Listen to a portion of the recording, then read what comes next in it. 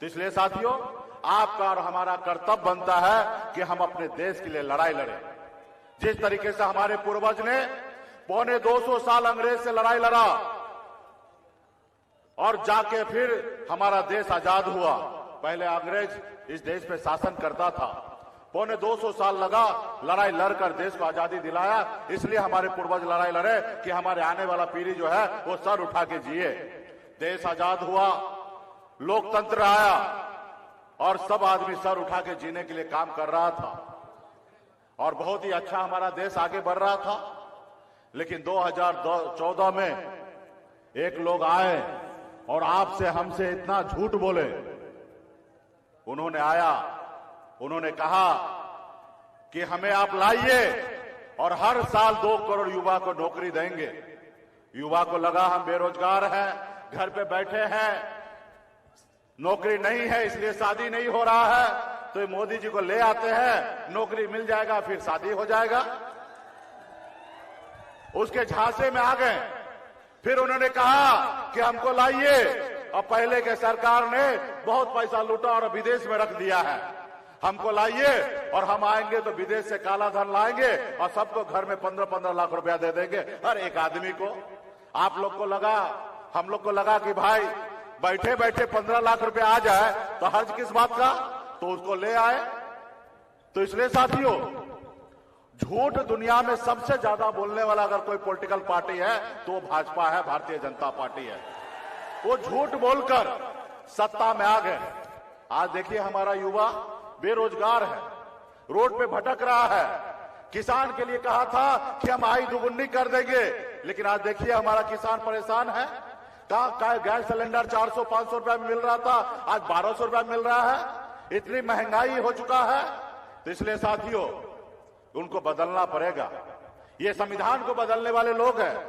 ये गरीब के लिए सरकार नहीं है, ये अडानी अंबानी का सरकार है। ये आपके हक अधिकार की बात नहीं करेगा। आज देखिए रेलवे को निजीकरण कर दिया गया है, एयरपोर्ट को निजीकरण कर दिया गया है, हर जगह ठेके पे काम दिया जा रहा है साथियों, क्योंकि इसमें आपका फायदा नहीं देख रहा, वो अपना फायदा देख रहा है। आपने देखा ना, बॉन्ड के जरिए पता चला दुनिया में, खास करके भारत में सबसे ज्यादा चंदा लेने वाला पार्टी भारतीय जनता पार्टी है। उन्होंने स्कीम बना लिया कि भाई हम तुमको ठेका देंगे, तुमको हम काम देंगे और उसके बदले में तुम हमको चंदा दो, 500-500 करोड़ 2,000 करोड़ रुपया चंदा लेना, ईडी का नोटिस भेज देना, उसको डरा धमका के चंदा ले लेना। तो साथियों, आप बताइए हमारा देश कैसे आगे बढ़ेगा? हमारा देश का प्रधानमंत्री अगर ऐसा काम करने लगे तो क्या होगा देश का? हम आज तक देखे ब्लॉक में बीडीओ साहब, सीओ साहब नोटिस भेज देते हैं कि ये घर तुम्हारा सही नहीं है और इसको हम कल आएंगे तोड़ने के लिए, नोटिस भेज देते हैं। तो घर वाला डर से चला जाता है, सीओ साहब, बीडीओ साहब 10,000 रुपया ले लीजिए। ऐसा काम करते हैं गांव में। लेकिन देश का प्रधानमंत्री ऐसा करे, डर दिखा के किसी से पैसा ले, ये कहां का न्याय है साथियों? आप देखिए, देश में लोकतंत्र है, 2-2 मुख्यमंत्री को उठा के जेल में डाल दिया गया है। तो इसलिए साथियों, मैं कह सकता हूं ये देश में ये जो सरकार आपका नहीं है, ये गरीब का सरकार नहीं है। लोग कहते हैं ना, अपने दिल से जानो पराये दिल का हाल। एक मैं गरीब मछुआरा का बेटा, गरीबी का जिंदगी जी रहा था, 900 रुपया महीने पे मैं नौकरी करता था, संघर्ष करके बंबई से बिहार आया, अपने लोगों के लिए लड़ाई लड़ रहा था, उनके लिए काम कर रहा था। आपने देखा 2020 में हमने 4 विधायक बनाया, पहली बार हमारे सहयोग से बिहार में सरकार बना। अगर हम समर्थन नहीं देते तो नीतीश कुमार बिहार का मुख्यमंत्री नहीं होता। हमारे समर्थन से सरकार बना। उसके बाद उन्होंने क्या किया, हमारे विधायक को खरीद लिया।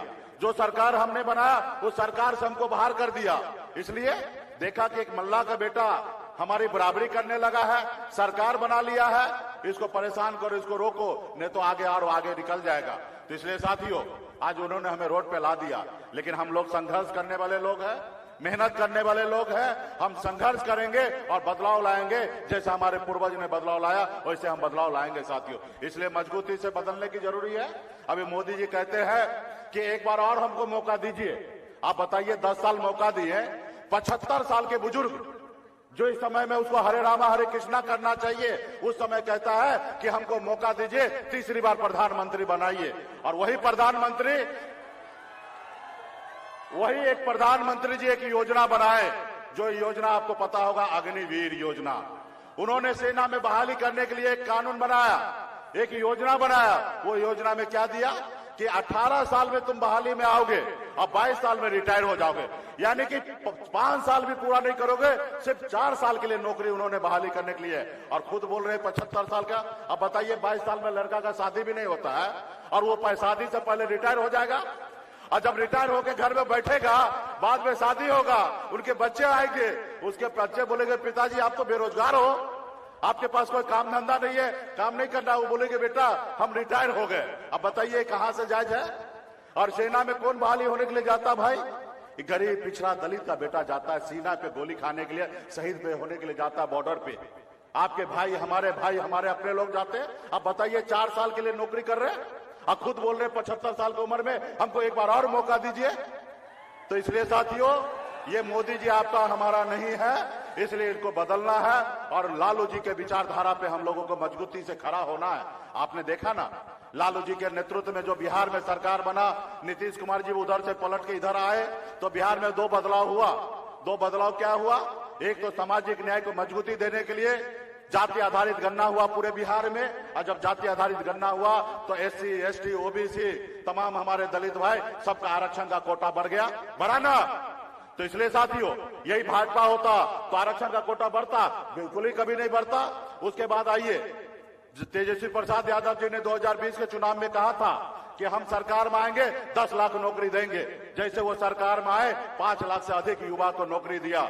इसलिए साथियों, ये युवा को नौकरी देने वाला हम लोग हैं। और आने वाला समय में आज ही हमारे युवा नेता श्री तेजस्वी यादव ने घोषणा किया कि देश में UPA का सरकार बनेगा, 1 करोड़ युवा को नौकरी मिलेगा। साथियों, 1 करोड़ युवा को नौकरी मिलेगा।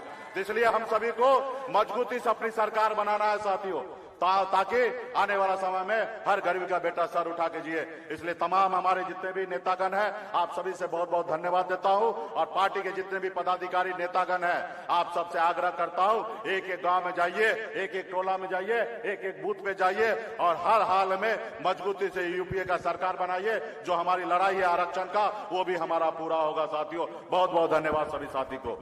बहुत बहुत धन्यवाद।